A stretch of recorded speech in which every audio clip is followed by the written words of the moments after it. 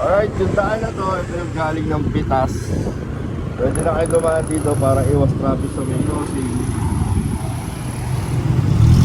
Dito na kayo dumaan pag pupunta kayo ng Laor, Gabaldon, Bungabon, Palayan.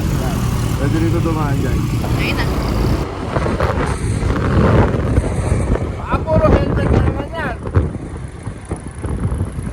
Puro helmet. Hindi!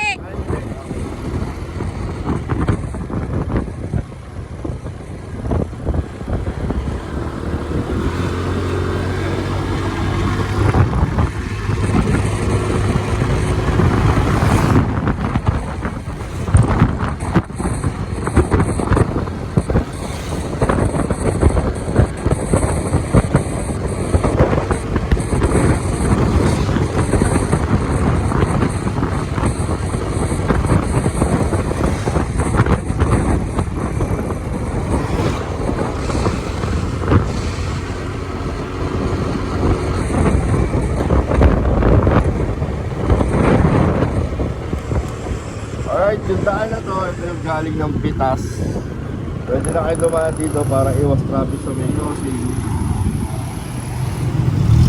Dito na kayo dumaan pag pupunta kayo ng Laor, Gabaldon, Bungabon, Palayan.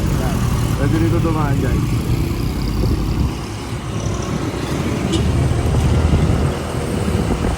Patinggalan, dito rin. Yan, malamang daw naririnig yan.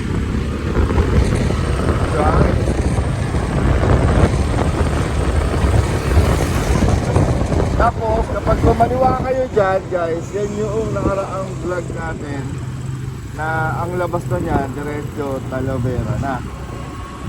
Tapos kapag naman kumanan kayo dito, ang daan yan is paano na, pa Gapan na, Pampanga pwede rin yan pag kumanan kayo dyan.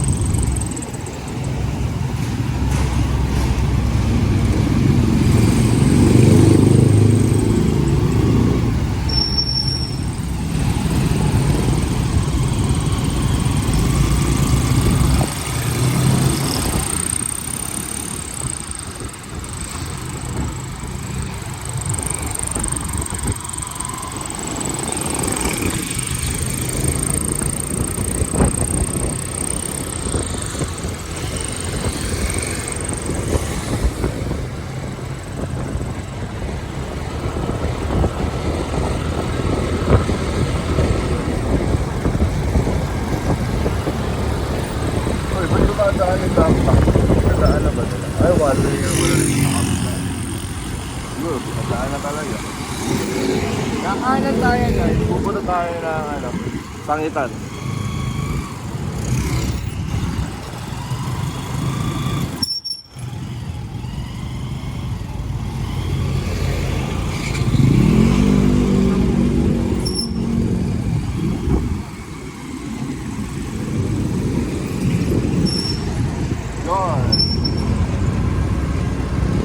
Dito guys, pag dumiretso kayo dito, pwede na rin kayo lumabas doon sa may Vergara Highway.